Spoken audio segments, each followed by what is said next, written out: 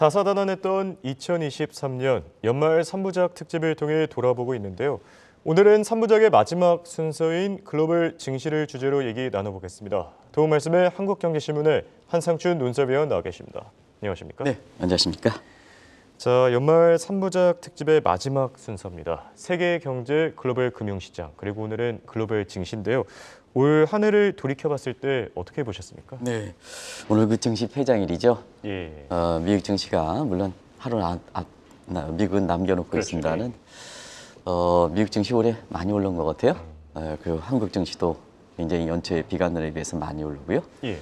시청자 여러분 돈을 올해는 많이 버셨으면 하는 이런 개인적인 기대를 이렇게 마지막에 이렇게 말씀드리겠습니다. 일단 그 3대 지수 움직임을 이렇게 나타나고 있습니다는 사실 올해는 연초에는 경기가 좀 약간 비관적이다 이런 쪽이 이제 대세였었죠. 그렇죠. 그래서 세계 경제 문제에 대해서는 첫 번째 날에 증시를 설명하기 위해서 이제 요약을 좀 말씀드리는데요. 올해 세계 경제는 그렇게 침체되지는 않았습니다. 작년에 세계 경제 성장률이 3%인데 연초에 그 비관론들을 많이 얘기하고 있습니다는 올해도 3% 되기 때문에 사실 성장률적인 측면에서는 그렇게 큰 의미가 없다. 침체도 얘기할 수 없다. 근데 증시적인 측면에서는 왜 이렇게 주가가 가장 많이 올라갔을까 할 때는 경기 사이클상으로 보면 루트형이기 때문에 하반기에 주가가 많이 올라가는 모습을 보였다 이렇게 됐습니다. 이런 걸 반영해서 세계 증시가 물론 이제 국별로 차이가 있습니다. 그 국별로 주요 국별로 제가 말씀드리겠는데요. 국별로 그 차이가 있긴 하지만 세계 평균 주가가 한 18% 올랐습니다. 사실은 연초 비관론이 있었기 때문에 올해 주가가 떨어지지 않겠느냐 이런 익스펙테이션이 있었기 때문에 그렇죠. 세계 평균 주가가 18% 올라가는 것은 체감적으로 볼 때에는 아마 2009년 리먼 사태 이후에 가장 높은 폭으로 올라갔지 않았느냐. 그만큼 이제 방송을 해설하고 방송 출연하는 사람들이라든가 예측 기관들이 굉장히 예측이 중요하다는 얘기입니다. 연초에 워낙 비관적으로 이렇게 했기 때문에 올해 세계 주가가 18% 올라갔지만 체감적인 수준은 거의 리먼 사태급에 해당된다 이렇게 됐습니다. 그러다 보니까 자연스럽게 홍양코드 한번 보시기 바랍니다. 올해 재테크 명함, 연초에 주식하지 말아라, 국민들 때려라 이런 시각이 있습니다는 올해는 주식을 했느냐 안 했느냐. 주식을 했으면 올해 재테크 성적이 상당히 좋은 거고요. 그렇죠. 주식을 안 했으면 재테크 성적이 상당히 안 좋았습니다. 그래서 올해 증시적인 한마디로 얘기할 때 재테크적인 측면에서 주식을 했느냐 안 했느냐 이거에 따라서 사실 올해 재테크 명함이 갈렸다 이렇게 보시면 되겠습니다. 네, 맞습니다. 저도 표현을 할 때 경이로운 수익률 이렇게 표현을 했는데요. 그만큼 올해 증시 체감상으로 많이 오른 것 같습니다. 자, 그런데 증시의 명암을 가른 사건이 하나 있었죠. 3, 4월쯤이었나요? SVB 파산 사태. 자, 이 당시에 주식을 샀느냐 사지 않았느냐. 그 시점에 따라서 선거가 크게 달라지지 않았겠습니까? 네, 아까 그 세경제 순환적인 사이클에서 루트형이다 이렇게 말씀드렸지 않습니까? 그 루트형의 가장 마지막 저점이 해당되는 것이 올해 4월이 아닌가 생각합니다. 그런 측면에서 4월에 두 가지 큰 사건이 있었는데요. 하나는 3월에 이렇게 SVB 사태로 해서 미국의 지방은행 위기 연초에 비관론 공감대 형성하면서 많은 비관론이 더 확산됐었습니다는 사실 이 방송을 통해서는 워낙 금융위기 때 경험이 많은 사람이 제니 앨런이다. 또 워렌 버핏과 같은 이런 사람의 훈수도 굉장히 중요하다. 미국의 시스템은 굉장히 도드 프랑크 이후에 굉장히 건전해졌다. 너무 우려하지 마십사 하는 말씀을 드렸었는데요. 4월 달에 SVB 사태가 이렇게 극복이 됐죠.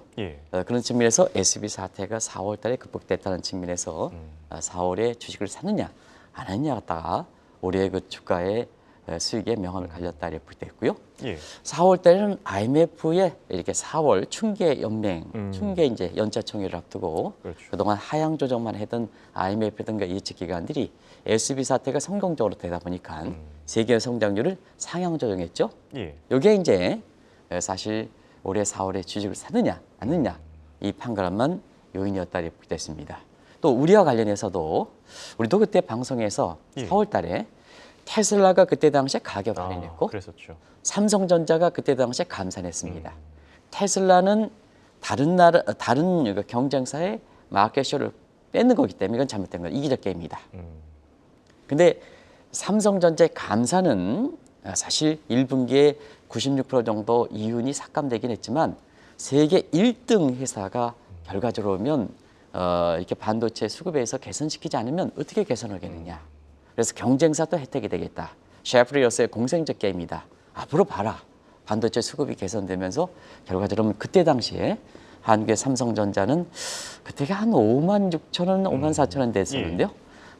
그때 방송했던 내용을 보니까요, 8만 원 간다. 근데 어제 삼성전자가 7만 8천 원 갔어요. 예. 오늘도 미국의 필라델피아 반도체 지수라든가 나스닥 지수가 좋은 점을 가늠할 때 한 8만 원 선 육박하지 않겠느냐. 공교롭게도 우리는 뭐 예측이 맞는다 틀린다 관계없이 그런 방송을 했었는데요. 결과적으로 그때 이 방송을 통해서는 종목을 추천하지는 않습니다는 금융상품을 추천할 수가 있습니다. 그래서 그때 당시에 삼성전자 감산이 경쟁사에 도움되고 세계 반도체 수급에서 개선돼 도움된다. 그런 측면에서 필라델피아 반도체와 관련된 ETF 상품을 강하게 추천했던 이런 쪽을 아마 홍영커도 기억나실 거로 생각합니다. 그때 필라델피아 반도체 지수 우리 김채연 PD께서 발빠르게 보여주시고 있습니다는 자 올해 4월 달에 삼성전자가 감산했을 때 그게 2,800선이었습니다. 예. 오늘 필라델피아 반도체 지수가 4,200이 돌파했네요. 저거 한번 때려보니까 4월 달에 한국경제TV에서 방송했던 필라델피아 반도체 ETF가 관련된 상품을 아마 사셨으면 모르긴 뭐라도 한 50% 이상 수익이 났다 이렇게 됐습니다. 짧은 순간에 대단히 큰 수익이고 또 이 방송을 이끌고 있는 조지현 대표께서도 이렇게 퇴직연금 하는데 루치 상품 넣으니까 수익이 절감했다. 그래서 방송을 통해서 이게 필라델피아 반도체 관련된 상품으로 바꿔놓으니까 거의 손실폭이 다 만회됐다 이렇게 말씀하시거든요. 그런 게 이제 한 해를 정리하면서 이렇게 우리가 눈에 띄는 대목이 아닌가 생각합니다. 네, 알겠습니다. 자, 이제 본격적인 주제로 한번 넘어가 볼 텐데요. 개별 국가별로 보면은 올 한 해 세계 경제를 이끌었던 게 아마 미국이 아닐까 싶습니다. 자, 그런데 글로벌 증시도 미국이 이끌었다. 이런 평가들이 참 많은 것 같습니다. 네. 첫 번째 시간에 세계 경제 입장에서도 역시 미국 경제가 선진국 중에서는 이끌고 신흥국에서는 인도가 이끌었다 이렇게 하는데요. 경제가 이끌었으니까 결과적으로 보면 주식도 증시도 미국 증시가 이끌었다 이렇게 됐습니다. 경제 내용은 굉장히 좋죠. 미국 경제 보면 올해 한 2.6% 정도 패드인데요. 3월 전망이 0.4%에서 2.6% 되니까 결과적으로는 3월에 가장 낮게 전망했지 않습니까? 그렇죠. 12월 달에 높게 전망했지 않습니까? 증시도 가처럼 그렇게 움직였다 이렇게 됐습니다. 특히 11월 달에 1일 날 제닛 옐런의 피벗 그리고 12월 달에 제롬 파월의 통화정책석의 피벗 요거를 어떻게 해석했느냐에 따라서 미국의 그 주식과 관련된 서학개미의 움직임의 명암이 갈렸다 이렇게 됐습니다. 미국 증시 관련해서는 아마 제가 시청자 여러분한테 또 김재민 PD에게 일주일을 얘기하더라도 다 얘기할 수가 있습니다. 시간 다 때울 수 있습니다. 근데 그렇죠. 워낙 뭐 시청자분이 다들 아시기 때문에 상징성만 좀 말씀드리겠습니다. 알겠습니다. 올해 다우존스 37,000 이렇게 넘었습니다. 그리고 여기 이제 보시면 알겠습니다. 나스닥 지수 15,000이 넘었습니다. 그리고 S&P 지수 4,700이 넘었습니다. 상징선이 넘었습니다. 그렇죠. 정말로 미국 증시 잘 나갔죠.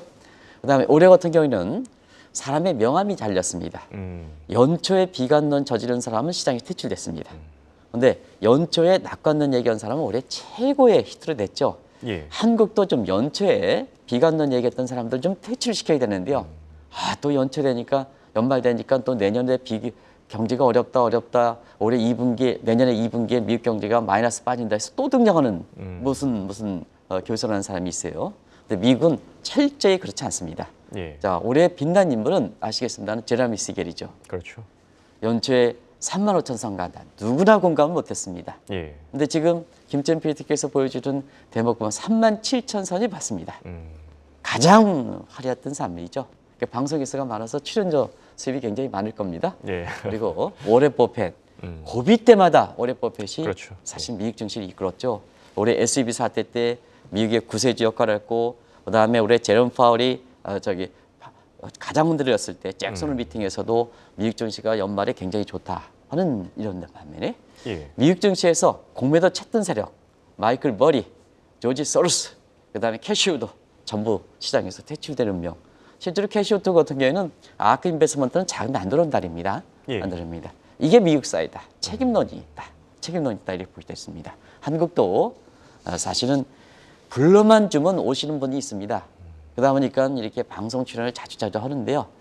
이렇게 미국과 마찬가지로 사실상 한마디가 이렇게 시청자분이라든가 그다음에 투자자의 명함을 많이 갈리니까 이런 것도 한번 사실 마지막에 우리 이렇게 예. 한국 증시를 이끌고 내년에 이끌었던 이분에 대해서 좀 설명 좀 드리겠습니다. 이분들한테 좀 부탁 좀 하겠습니다. 제가 예. 그런 상황을 좀 부탁드리겠습니다. 알겠습니다.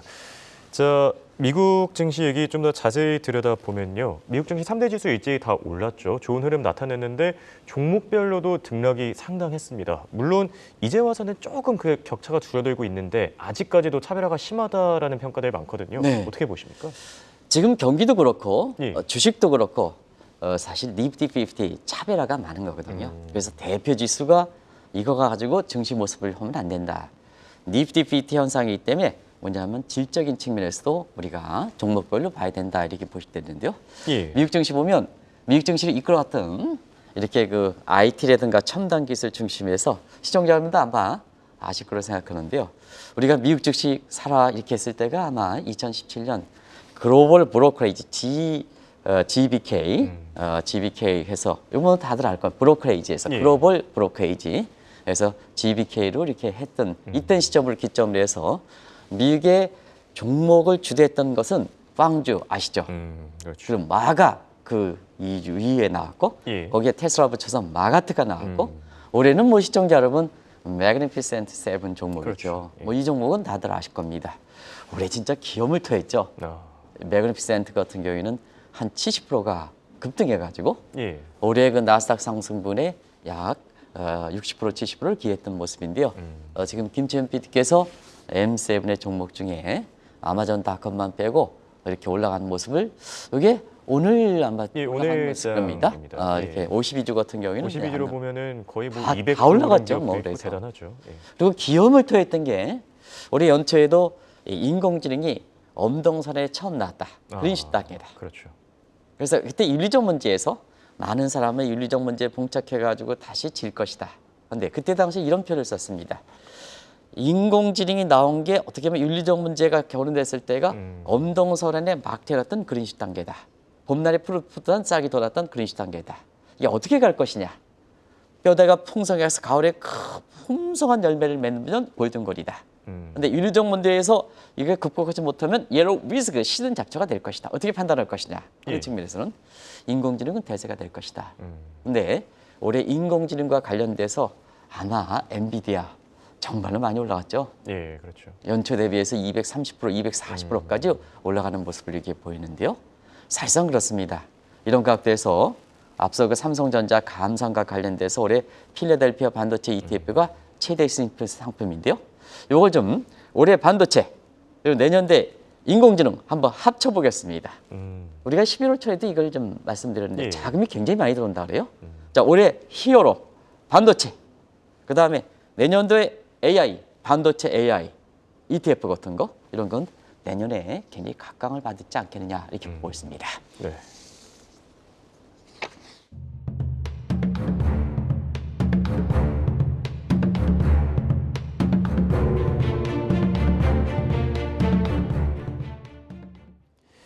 자, 반면에 중국 증시 얘기를 빼놓을 수가 없을 것 같은데요. 자, 연초만 해도 리오프닝, 경기 부양, 기대감이 상당했습니다. 그런데 한 해를 돌이켜보면 참 수익률이 좀 아쉬웠다 이런 생각이 드네요. 네, 중국과 관련돼서 계속 불을 뗐던 증권사라든가 또 거기서 공부해왔던 무슨 뭐 교수라는 사람들 예. 이런 사람들도 한번 올해는 정말로 이렇게 본인 자신의 방송했던 내용이라든가 그다음에 투자자한테 아주 마음 손실을 키웠던 문제에 대해서는 반성을 해야 되지 않냐 생각합니다. 예. 사실 중국이 작년에 공산당 대회에 코로나 해제 때 리오프닝 관련해서 중국에 대해서 얼만큼 주식을 추천했습니까? 그렇죠. 그리고 올해 경기 부양하면서 중국에 대해서 얼만큼 추천했습니까? 근데 올해 세계 주가가 거의 대부분 다 국가가들이 올랐거든요. 예. 평균 주가가 18% 올랐지 않습니까? 근데 중국 같은 경우에는 자금이 계속 빠졌죠. 이 내용은 잘 아실 겁니다. 자금이 계속 빠져서 다음 자막에 들어가겠습니다는 중계 대표 지수에 해당되는 상해 지수는 올해 연초 대비해서 한 8% 내지는 10%가 빠졌습니다. 예. 지수 자체는 빠졌기 때문에 그 내용에서 보면요. 한국과 관련돼서 주식들, 우리 이제 중학개미들이 갖고 있는 주식들은 더 많이 빠졌습니다. 자막을 좀 돌려주시기 바랍니다. 그래서 올해 연초 대비해서 주가가 빠진 거의 유일한 국가가 중국이다. 근데 시청자 여러분 아시겠습니다는 예. 이 중국이 안 되면 중화경제권, 화인경제도 같이 안 되죠. 예. 그 대표적인 게 홍콩이죠. 저희들이 홍콩 문제에 관련돼서는 마지막 우리나라의 증권사라든가 금융사가 마지막까지 버티고 있는 게 이게 한국이다. 이게 문제가 될 것이다 하는 측면에서 올해 홍콩과 관련된 부동산도 이미 터지고 있습니다는 예. 홍콩 관련된 ELS 있잖아요. 지금 상해 지수 52.9, 10% 빠진댔네요. 그렇죠. 그러면 홍콩 같은 경우에는 20% 넘게 빠졌습니다.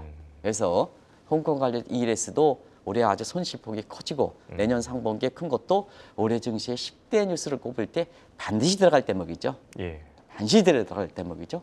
어제도 이제 강남의 도곡에서 이렇게 세미나를 했는데요. 굉장히 예. 많이 들어오셨습니다. 많이 들어오셨는데 거기서 여럿이 질문이 홍콩 ELS 관련해서 어떡합니까 하는 질문을 이렇게 하시더라고요. 이게 이제 사실 우리가 한번 올해도 보실 것이 아니냐 생각합니다.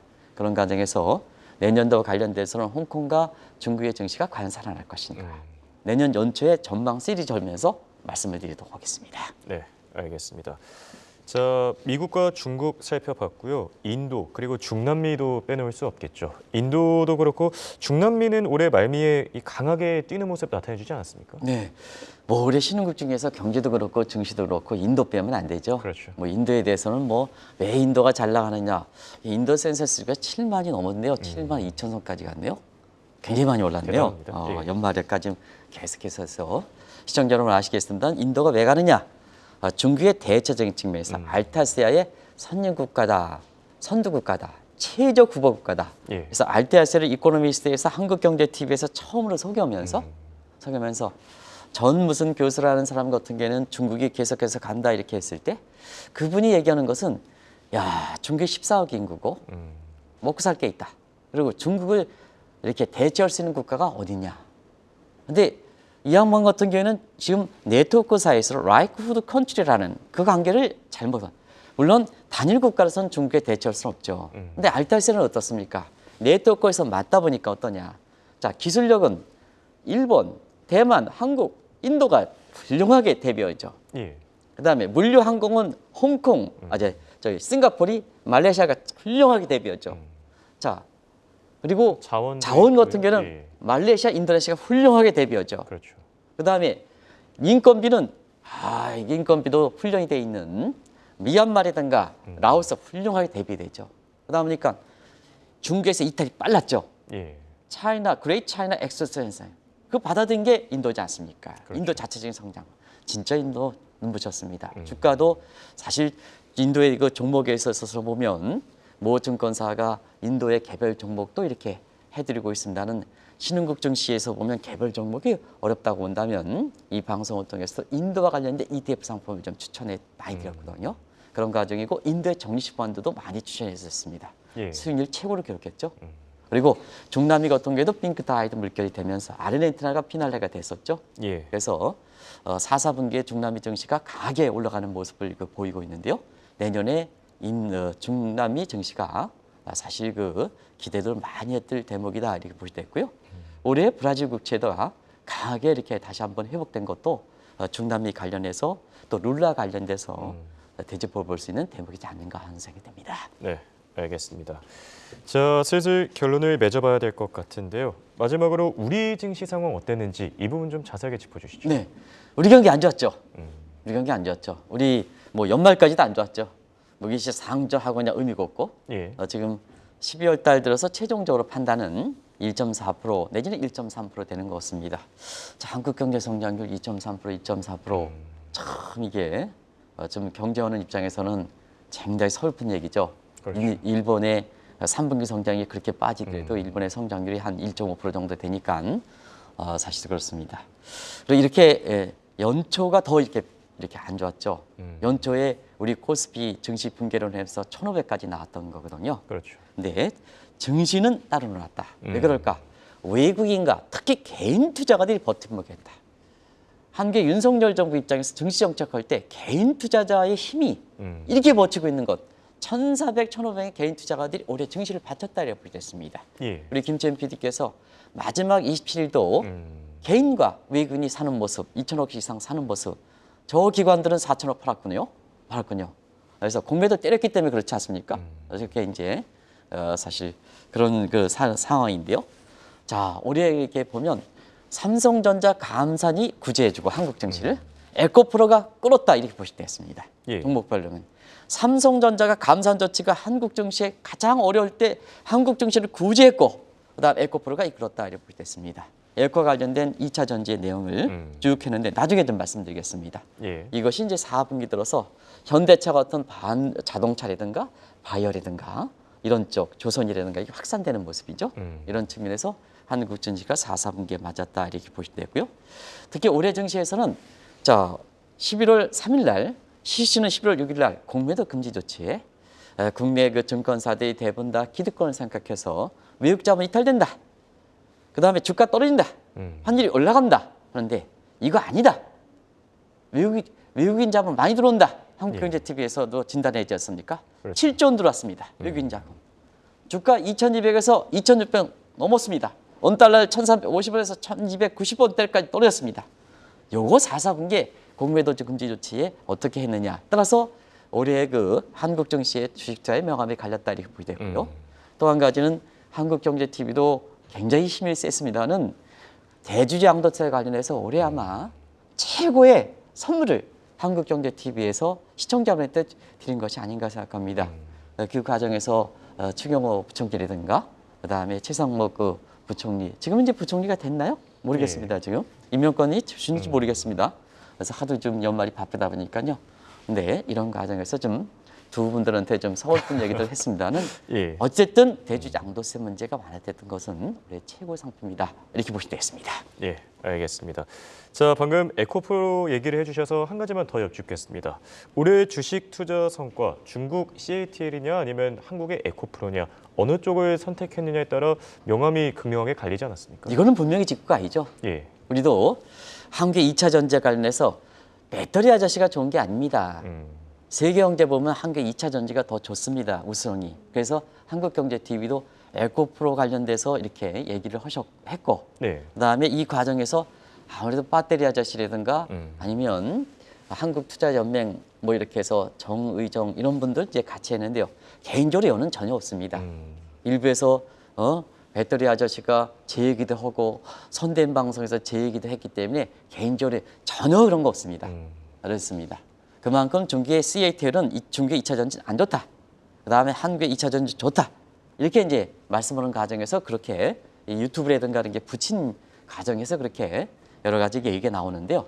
사실 중국의 2차 전지 CATL은 올해 마이너스 40%죠. 근데 에코프로는 아주 비난리였었죠. 그렇죠. 그렇게 해서 올해 연초에 제 기억으로는 한 11만 원 정도 출발했네요. 이렇게 보면 7만 원 정도 출발했습니다. 이게 7월 26일에는 아마 장중에 150만 원대도 갔죠.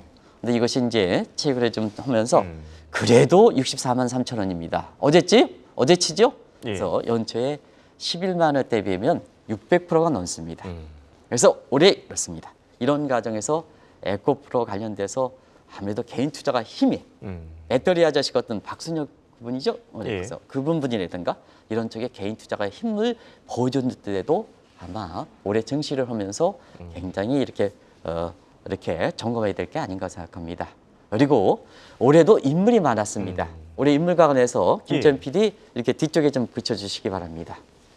올해 유난히 금융사고 많았었죠. 시청자 여러분. 그랬었죠. 유난히 금융사고 많은 과정에서 우리 이복현 금감원장께서 아주 그 소신 있게 이 금융사고와 관련돼서 정리해드린 것도 한국의 자본시장 발전을 위해서 굉장히 아주 칭찬받으실 분이 아닌가 생각합니다. 그리고 두 번째 금티업의 서유석 회장도 사실 이분 같은 경우에는 여러 가지 과거의 그 전직 때문에 이렇게 오해가 많았습니다는 1년이 취임한 지 1년 되면서 역대 금티업 회장에서 가장 직립적으로 가장 좋은 평가를 하는 것 같습니다. 특히 금티업 입장에서 올해 그냥 숨가쁘게 이렇게 세계 이렇게 주요 기관들을 같이 접촉했거든요.